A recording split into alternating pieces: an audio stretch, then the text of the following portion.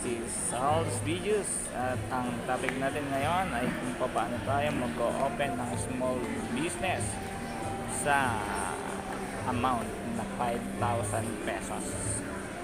Ayan. Let's start. Ayan nga mga ka-videos. Eto, dito tayo sa toys na mumurahin. Dito sa toys na ganitong klase, mayroong tag sa 17 pesos per item. So yan, ito yung mga yan. Binebenta ng 40 pesos, 35 to 40 pesos. Depende sa owner kung anong price ang ilalagay nila. So sa ganitong amount, pwede ka magsimula ng amount na 5,100 pesos. Ayan. Ang quantity nun, aabot na siya sa 300 pieces. Ayan. Kasi 17 pesos ang bawat isa. So, sa 300, pumapatak na 5,100 pesos. So, wala pa dun yung mga expenses mo pagka mamimili ka. And then, eto, pwede mo siyang ibenta ng 35 pesos each. Depende sa location. So ito, nasa mall tayo, kaya ang bawat isa ay 40 pesos. Pero kapag tatlo ay 100 pesos. Ayan, parang pinenta mo lang din siya ng 35 pesos and then pagkatatlong item ay 30 pesos na lang yung pangatlong item. Ayan. Dun sa 35 pesos, eto, tatlo, 35 plus 35, 70 and then the other one is 30 pesos. So kaya siya naging 100. So 3 for 100. Ayan, sa halip na 120 ang babayaran nila, kapag tatlong item ang binili nila is pumapatak na 100 pesos lang. So naka-discount pa sila ng 20 pesos. Ayan, yan yung mga item na ang puhunan ay nasa 17 pesos lang. Pero ayan, kailangan mo silang hanapin. Hindi kasi lahat ng mga nagbebentang supplier ay ganun ang presyo. So yun, base sa kaalaman namin, yun na yung pinakamababang presyo ng ganitong klaseng laruan. Merong nagbebenta ng 20 pesos, merong 22, depende sa mapupunta ng supplier. So yan, for 5,100 pesos makakapag-start ka na ng business na laruan. Ayan, yan yung mga mumurahing laruan. So, kapag bumenta yung mga mumurahing laruan sa ganitong klase, pwede kang mag-upgrade sa mga mas matataas na klase ng laruan. Ayan. So, ayan yung sample ng 3 for 100 puhunan 17 pesos. Ayan, pwede mo siyang simulan sa halagang 5,100 pesos. Ayan, yung mga mostly makikita mo yan sa mga palipalengke and then sa mall. Kaya kasi medyo mahirap i-display kung sakaling nasa department store ka. Ayan, yan yung setup namin yan. Ayan. So kapag kumitaan natin sa ganong amount o sa ganitong mga klaseng laruan, pwede ka nang magdagdag ng mas matataas na value. So yan.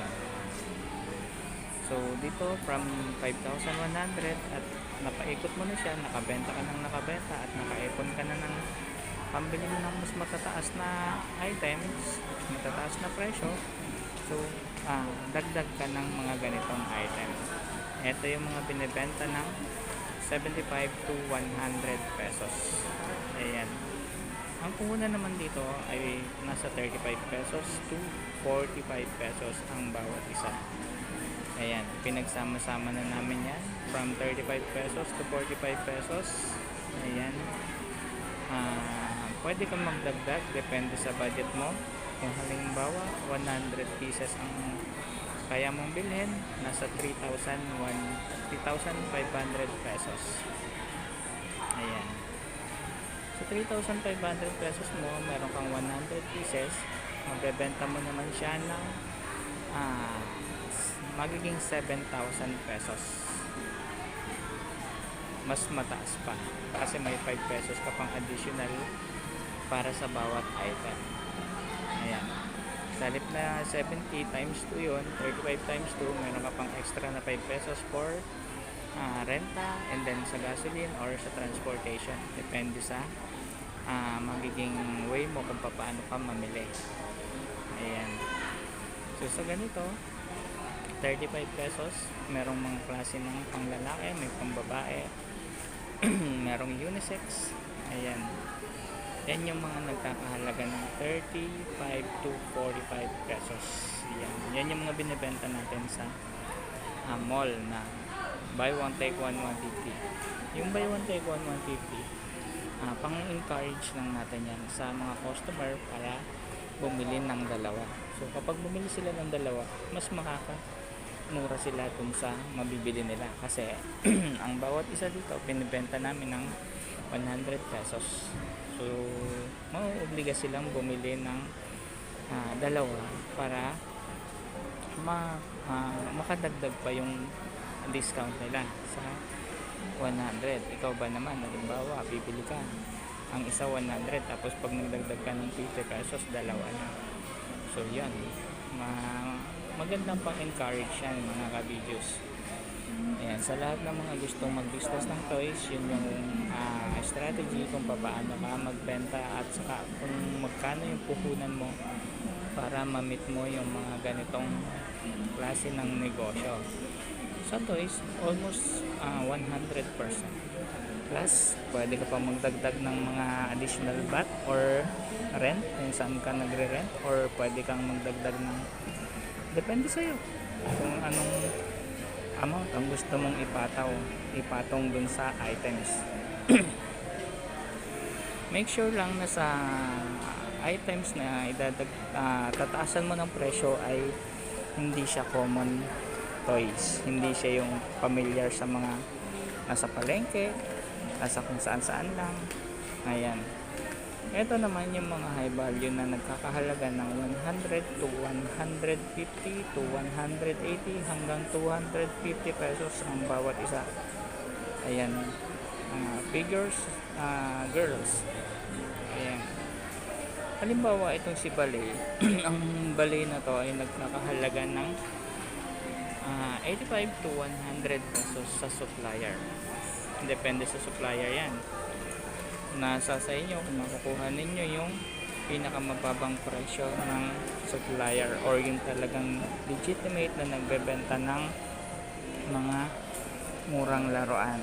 Karamihan kasi kahit nasa magkakatabi sila, hindi mo basta-basta makukuha yung talagang pinakamababa kapag hindi ka bibili or magtatanong.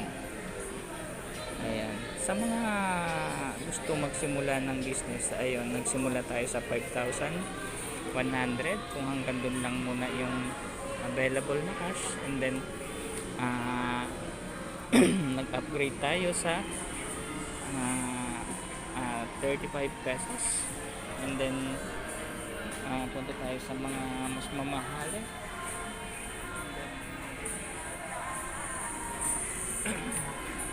Pwede tayo magdagdag ng mas malalaking value. So sa ganitong ayan, katulad yan si Dream Room, ang amount yan sa supplier ay nasa 1,100 pesos. So yan, pwede namin ibenta ng hanggang depende, pwedeng 1.8, pwedeng 1.5, may kita na tayo doon, pero pinibenta natin yung dito ng 2,500. Kung halimbawa humingi ng discount, pwede natin ibigay ng hanggang 2,000. Meron na tayong 900 doon. So yan yung pinakamalaking house. Yan, si Dream Room. And then yung mga iba't iba pang mga pang girls na laruan, ayan, educational, battery operated. Ayan, ang lahat ng presyohan yan ay nasa kalahati, mataas ng 20 pesos. Halimbawa sa 250, ang puhunan ay nasa 100 to 110 pesos. Gada bentahan dito ng 250. So yan. Ito naman dito sa mga part na to, Yan yung mga educational, mga iPad, laptop, ano. Ayan. Meron din tayong mga dollhouse. Ayan. So, nasa taas. Ayan. Ayan. Kung kilala mo si Frozen, kilala mo si ayan, si Fashion Trend Girl. And then si Hailey. Ayan. Sa mga gantong presyohan, nasa times 2 tayo palagi. Ayan. Yan yung mga gandang laruan na pang babae. Ayan. May mga kasama ng battery yan. So, ayan, mabibili mo depende sa supplier or depende sa store na pagbibilan mo ang presyo. Pero yung iba sa online bumibili, yung iba naman ayaw din ang sa online kasi minsan pagdadating at may sira yung item, pagpapalitan, medyo mahirap magpapalit. So much better kung nasa actual store ka. Pwede mo siyang ma-check kung okay or pwede mo siyang masiyasat kung kumpleto ba ang mga parts ng laruan. Ayan. Sa mga boys naman, eto hindi mawawala yung remote control. Ayan. Mga remote control na cars. Ayan. Okay.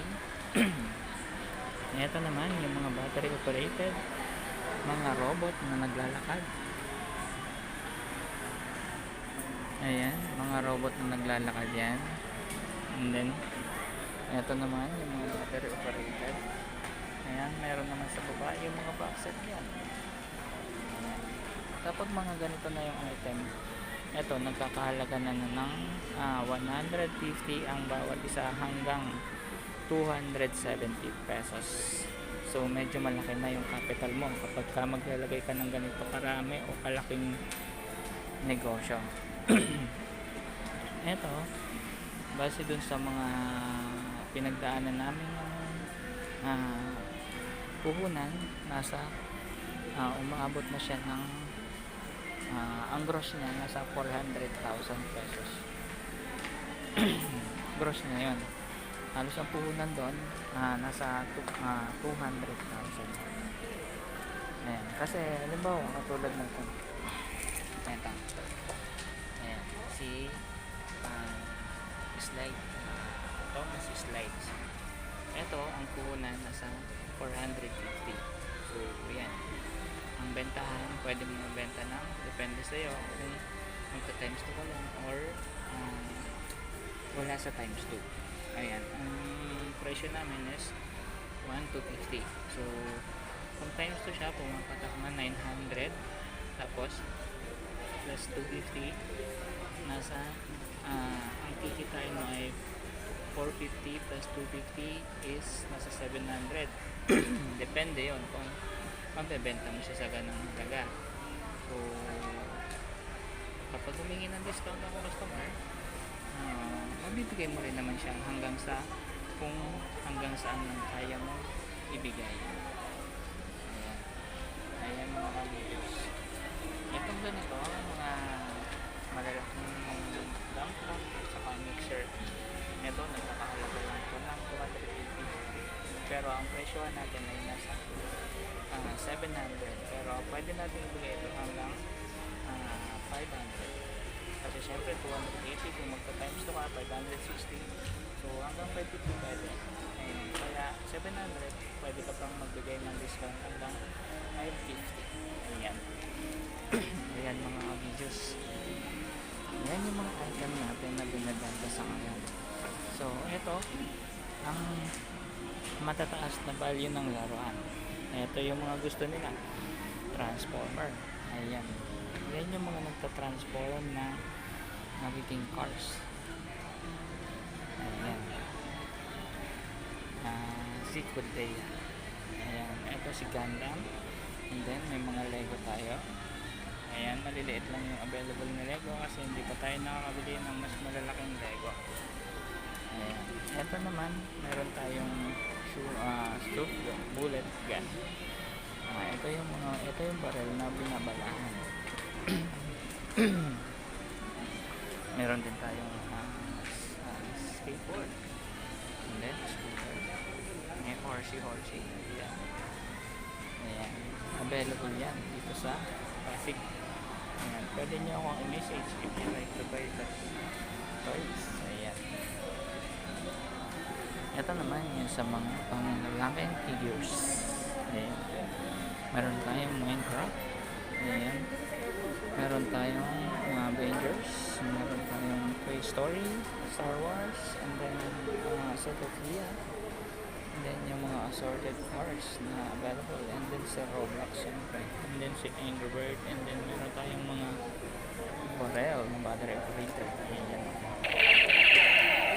Ayan. Yan yung ating maisasuggest kung paano kayo mag-open ng negosyo mula sa 5,000 hanggang sa lumaki ang inyong business. Sa toys, 100% ang dagdag. Kumbaga, bilhin mo na siya ng 17 pesos, bentahan 35. Bilhin mo siya ng 35 pesos, bentahan 75. And then, bilhan mo na ng puhunan na 100 pesos, pwede mong ibenta hanggang 250 pesos. Ayan mga kabilos. Ayan, nabigyan ko na kayo ng tips kung paano mag-open ng toys business. At kung nagustuhan nyo ang video na to, ay pakiclick naman ang ating bell button para lagi kayong updated sa ating videos. Thank you so much mga kabilos. Bye bye.